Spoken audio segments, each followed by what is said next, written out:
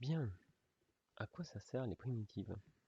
Je me souviens quand j'étais en terminale, euh, moi je posais jamais la question au prof à quoi ça sert. Hum, je savais que ça servirait forcément à quelque chose, donc c'était pas une question qui m'intéressait. Mais pour autant c'est une question très pertinente, hein. Et donc un jour, en début d'année de terminale, la prof, ma prof de TS dit voilà, elle nous apprend à faire les primitives. Ok, j'apprends à faire les primitives. Et là j'ai un copain qui dit oui, mais à quoi ça sert ça? Parce qu'il comprenait pas, voilà. C'était à quoi ça sert, revendicatif. Et je me souviens de la prof qui lui dit, eh ben voilà, quand tu prends la primitive d'une fonction entre deux valeurs, ça te permet de calculer l'air. Et ça te permet de calculer l'intégrale. Voilà, et il était content. Et moi je me souviens que c'est moi qui étais plus content parce que j'étais dit, mais qu'est-ce que c'est que cette histoire? C'est quoi une intégrale? Quel rapport avec l'air et tout ça. Donc paradoxalement, moi ça m'avait fait me poser plus de questions. Alors aujourd'hui, on va répondre à ces deux questions. Donc à quoi ça sert les primitives et c'est quoi une intégrale? Alors, petite définition, petit a. Donc si on prend deux réels et qu'on considère une fonction continue sur AB, donc qui possède une primitive qu'on va appeler grand F, alors on appelle intégrale de f entre a et b la soustraction f de b moins f de a. Et on le note ainsi. Bon, ça mérite un petit peu d'explication. Bien, donc je considère une fonction continue sur AB. Hop, AB, deux points. Donc elle a une valeur en A, elle a une valeur en B, et entre A et B, faites ce que vous voulez. D'accord? Et elle admet une primitive. Donc ça c'est la fonction f. Donc il existe une fonction grand F qui se dérive en petit f. Qu'est-ce que c'est que l'intégrale de A à B de f? Le symbole, c'est un S stylisé, d'accord? Comme ça. Comment on appelait ça c'est le violoncelle qui ont ça là, vous savez? Le violoncelle, ça ressemble un peu à un truc comme ça là. Puis il a dit hop, des trucs comme ça là. Hein, des anses de violoncelle, non, c'est pas des anses. Bon, demandez à Valentin, là, il s'y connaît en. Non, ceux qui croient que c'est une poire, non, zéro. C'est un violoncelle. Bref, cette l'intégrale, par définition, l'intégrale de A à B, c'est la primitive en B moins la primitive en A. Hmm. Alors attention, c'est important, c'est le haut moins le bas.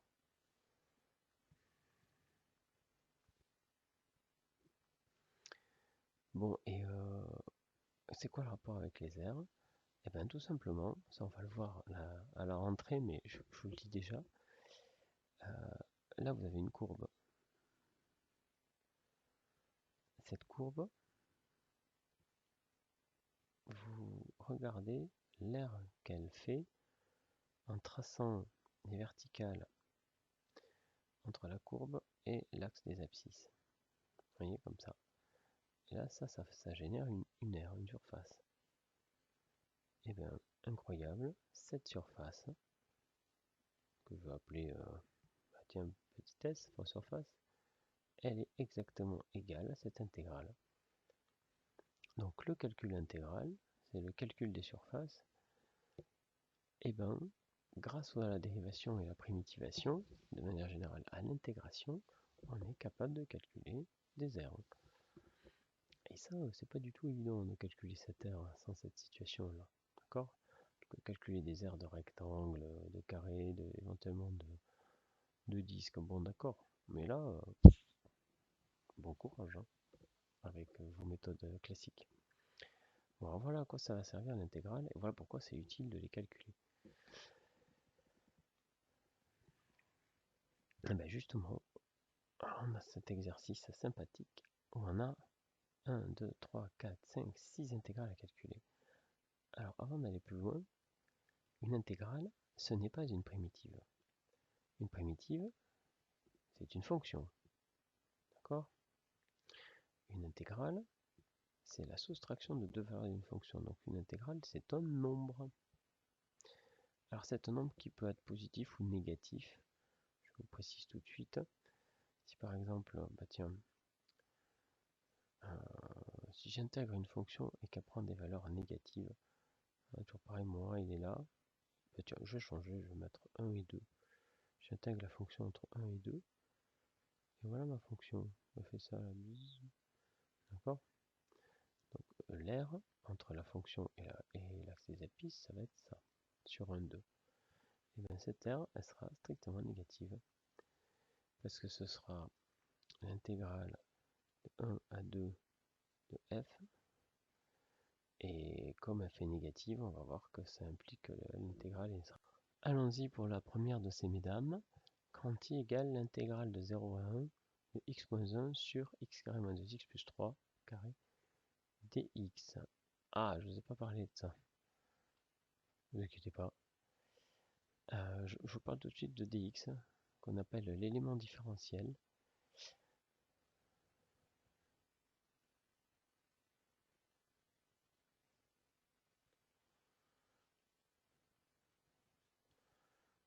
Que les physiciens appellent carrément la différentielle. Ce qui n'est pas le cas des mathématiciens. La différentielle en maths, c'est autre chose. Je ne veux pas rentrer dans le sens physique de ça. Pour nous, en mathématiques, ça sert à une chose. Ça sert à indiquer quelle est la variable par rapport à laquelle on intègre. C'était pareil avec cette notation-là. Vous connaissez d sur dx? Ça voulait dire qu'on dérivait par rapport à x. Là, ça veut dire qu'on intègre, qu'on primitive, qu'on intègre par rapport à x. Alors les physiciens vous diraient, je divise par dx, je dérive, je multiplie par dx, j'intègre.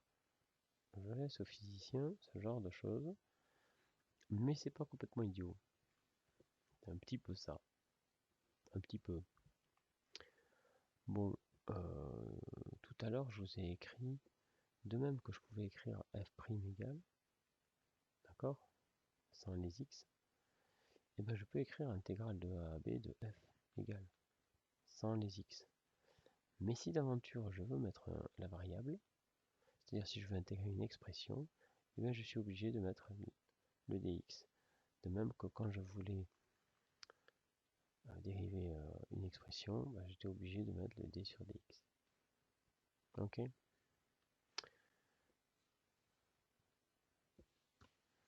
Bien. Donc le dx, oubliez-le quoi. Vous le mettez et puis c'est tout. Vraiment à votre niveau, il n'a aucun impact. Juste n'oubliez pas, ça fait mauvais genre. Bon, pour calculer une intégrale, si vous avez suivi, il faut calculer la primitive. Donc la première chose à faire, c'est de calculer la primitive de ce truc-là. Alors on est typiquement face à un truc de la forme u' sur u carré. En bas on a un carré. Ce 2 là, c'est u carré. Bon, alors est-ce que x moins 1, ce serait bien un truc qui ressemble à la dérivée de x carré? Ben oui, la dérivée de x carré moins 2x, c'est 2x moins 1, 2x moins 2, pareil, pardon. Bon, donc on va s'en sortir. Il faudrait que je fasse apparaître 2x moins 2 en haut. Et puis aussi, il manque le moins là. N'oubliez pas, c'est moins du prime sur le carré. Bon, alors cette primitive. Alors, x moins 1 là. Sur machin au carré.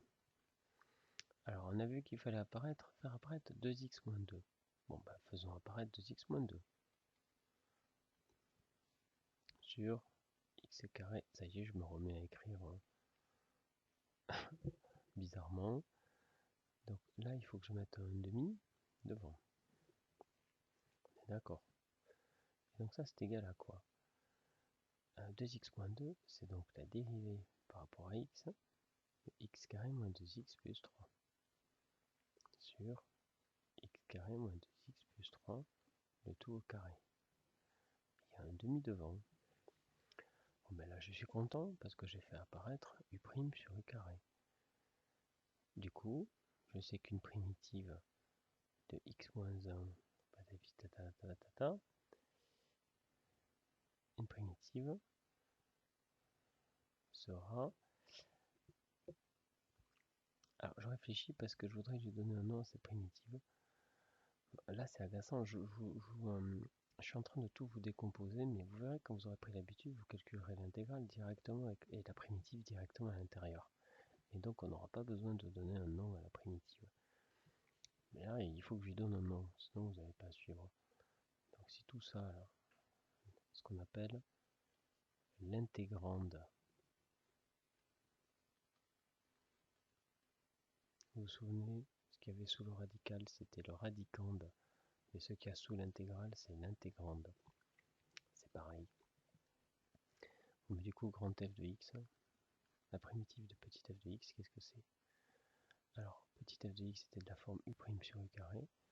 Donc, grand f de x, ce sera moins, ce fameux moins là, 1 demi de... Ça, c'est 1 sur u. Donc 1 sur u, c'est-à-dire 1 sur x carré moins 2x plus 3. Du coup, i, ça vaut quoi? Au début, c'était l'intégrale de 0,1 de ça. C'est-à-dire, c'est 1 demi fois 1 x carré moins 2x plus 3. Et là, on a eu ces fameux crochets là. J'ai pas beaucoup insisté sur ça. Hein.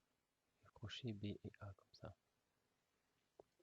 Donc ici, 0,1. C'est-à-dire, c'est la valeur de ça en 1 moins la valeur de ça en 0. Alors la valeur de ça en 1, qu'est-ce que c'est? Bon, vous voyez, moins un mis en facteur. Donc le premier c'est 1, je remplace par 1, ça fait 1, moins 2, plus 3. Moins, attention, ce moins, c'est ce moins là. Et du coup, qu'est-ce qu'il vaut? Quand je remplace par 0, 1 sur 0 moins 0 plus 3. J'ai pas la place, c'est terrible.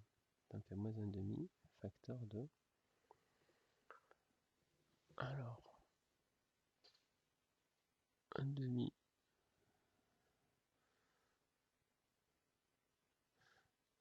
moins 1 tiers,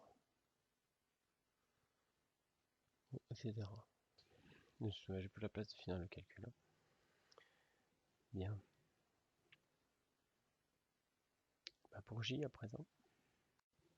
Bon, j'ai fait un peu de ménage. Alors pour J, c'est la même histoire. Il faut déterminer la primitive de ça. Alors là, on a une racine carrée. Racine carrée, ça doit nous mettre sur la voie. La dérivée de racine de u, c'est 1 u' sur 2 racines de u. Sauf que la racine, elle est en haut, elle n'est pas en bas. Alors, là, j'ai plutôt un truc de la forme u' racine de u. Comment c'est possible? Il n'y a aucune formule qui me donne ça. Alors en fait, si, c'est une astuce. On peut voir ça comme une fonction puissance. Racine de u, on peut le voir comme u exposant 1,5. Et du coup, il n'y a pas de problème. Ça, c'est tout simplement u exposant 3,5 qui dérive en ça. Alors il manque le 3,5, hein, bien sûr. Hein. Dérivé u exposant 3,5, ça fait 3,5, u' exposant 3,5 moins 1, 1,5. Ouais. Alors, on n'y est pas encore tout à fait, il faut qu'on fasse apparaître u'. J'essaie de le faire directement là. Alors ici, la dérivée de u, ce serait 4 moins x au carré. On est d'accord? Donc sa dérivée, ce serait moins 2x. Donc il faut que je fasse apparaître moins 2x. Donc je vais écrire moins 1,5 fois 2x. Le 2 fois moins 2x, excusez-moi. Fois racine de 4 moins x carré dx. Et là, j'ai bien fait apparaître u exposant 1,5 U', il me manque le 3,5. Bah qu'à cela ne tienne, je vais encore le faire apparaître. J'aimerais 3,5 ici. Et j'avais déjà 1,5, donc il faut que je divise par moins 1 tiers. Alors 2x, c'est la dérivée par rapport à x, 4 moins x carré. Mais pourquoi je divise comme ça? Racine de 4 moins x carré dx. Tout ça, oh là là, pardon, hein, tout ça, ça constitue cette formule. Et donc tout ça, ça va être primitivé en u exposant 3,5. C'est-à-dire le moins 1 tiers, je sors, ça me vaut u exposant 3,5, u c'est 4 moins x carré, on vous dit exposant 3,5 entre moins 2 et 0. Je laisse mon moins 1 tiers en facteur. 4 moins x carré en 0, ça vaut 4 exposant 3,5 moins, alors moins 2 au carré, ça fait 4, 4 moins 4, 0.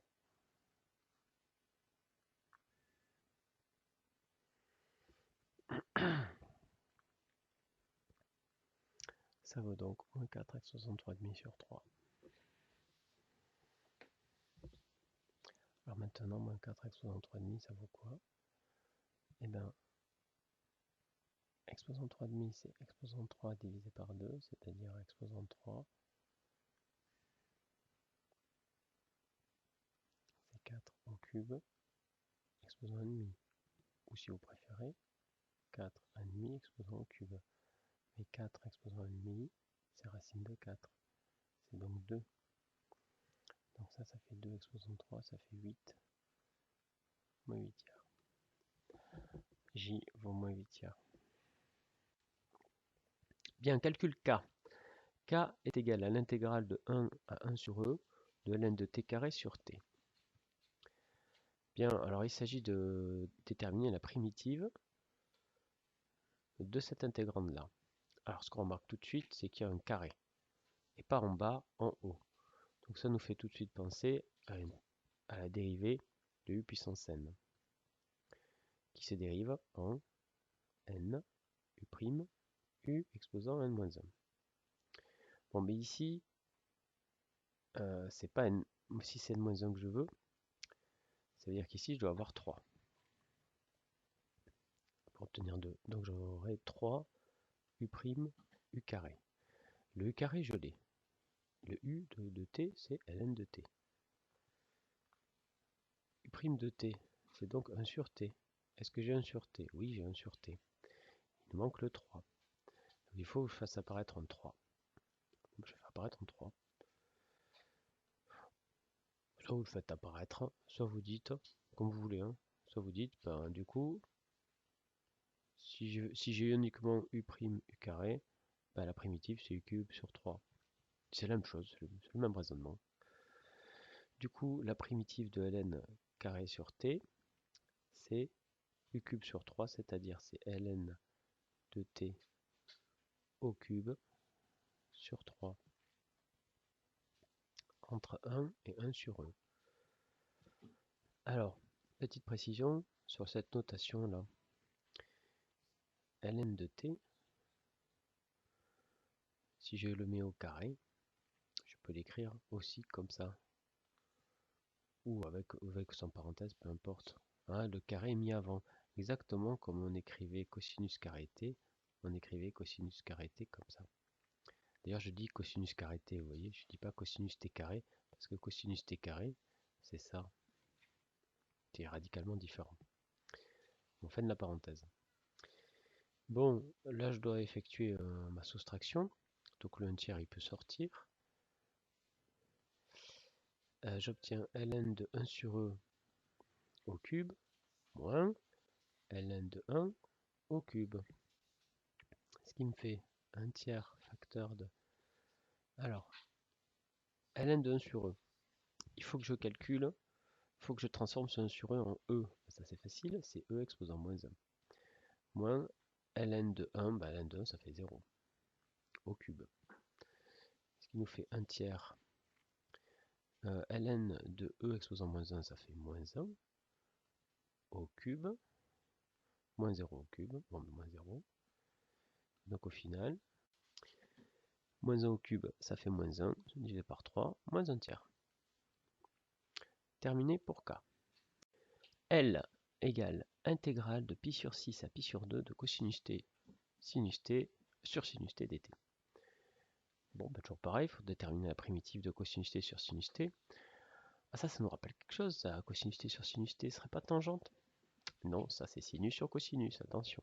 Et de toute façon, vous ne connaissez pas une primitive de tangente. Vous vous souvenez qu'on avait calculé une dérivée de tangente? Hein, je vous avais fait calculer, vous aviez trouvé que c'était 1 plus tangente carré t, que c'était aussi 1 sur cosinus carré t. Ces formules, il faut les connaître. Mais ça, c'est la dérivation. Pardon, j'ai mis un égal, hein, n'importe quoi. Ça, c'est la dérivation. Là, on ne veut pas dériver, on veut primitiver. Et puis, de toute façon, c'est pas tangente qu'il y a ici, c'est cosinus sur sinus. Donc, c'est 1 sur tangente. Alors, bah donc, on a un quotient. Hein, alors, souvenez-vous, dans les quotients, on a les trucs de la forme u sur v. N'importe quoi, excusez-moi. On a les trucs de la forme u' sur u, les trucs de la forme u' sur u carré, les trucs de la forme u' sur u exposant alpha, d'accord? Et u' sur racine de u, avec le 2. Hein. Bon, il n'y a pas de racine, il n'y a pas d'alpha, il n'y a pas de carré. C'est donc un truc de la forme u' sur u, il n'y a pas le choix. Mais oui, cosinus, c'est la dérivée de sinus. Bon, voilà. Non, cosinus, c'est la dérivée de sinus par rapport au temps sur sinus. Donc j'ai bien u' sur u. Et u' sur u, sa primitive, c'est logarithme népérien. De quoi? De sinus t. Et puisque c'est un logarithme, souvenez-vous, valeur absolue. Entre pi sur 6 et pi sur 2. Alors ça fait quoi ça? Je continue ici. Donc logarithme de valeur absolue de sinus pi sur 2. Pi sur 2, sinus c'est ici, en pi sur 2. Sinus il vaut 1, donc c'est logarithme de 1 moins logarithme de sinus pi sur 6. Pi sur 6, c'est le sinus qui vaut 1,5. Égal logarithme de 1, 0, moins logarithme de 1,5, bah logarithme de 1,5. Et logarithme de 1,5, 1,5 c'est 2 exposant moins 1, donc c'est donc logarithme de 2. Quand L égale logarithme de 2. M égale intégrale de 0 à pi sur 2, sinus t cosinus t dt. C'est un peu comme la précédente, sauf que cette fois on a un produit. Alors comme on n'a pas de quotient, on ne peut pas faire apparaître les 4 formules de tout à l'heure. On a un produit. Dans les produits, hein, on n'a pas 36 choses. Hein. Voilà, la seule, en fait, on n'a qu'une seule formule, et c'est celle-ci. Un qui se dérive en n, u', un-1. Bon, ici, j'ai pas d'exposant. Ça veut dire que le n-1, il vaut 1. Et si le n-1, il vaut 1, ça veut dire que le n, il vaut 2. C'est donc ça, cette formule. Ouais, c'est la seule qui fait apparaître un exposant égal à 1, là. Bon, bon, voilà. Clairement, sinus, c'est la dérivée de cosinus, à un signe près. Hein. Si vous voulez pas vous ennuyer, vous pouvez dire que c'est la... Vous pouvez le changer dans le sens. Regardez. Et puis il faudra faire apparaître en 2. Ou alors, on fait comme tout à l'heure, on dit que du coup, u carré sur 2 se dérive en u', u. Pas besoin de gérer. Alors, vous voulez dire que cosinus est la dérivée de sinus, ou vous voulez dire que moins sinus c'est la dérivée de cosinus? Souvenez-vous, sinus se dérive en cosinus, qui se dérive en moins sinus, qui se dérive en moins cosinus. Voilà. Bon, donc, le plus simple, c'est de considérer sinus comme fonction, et cosinus sa dérivée.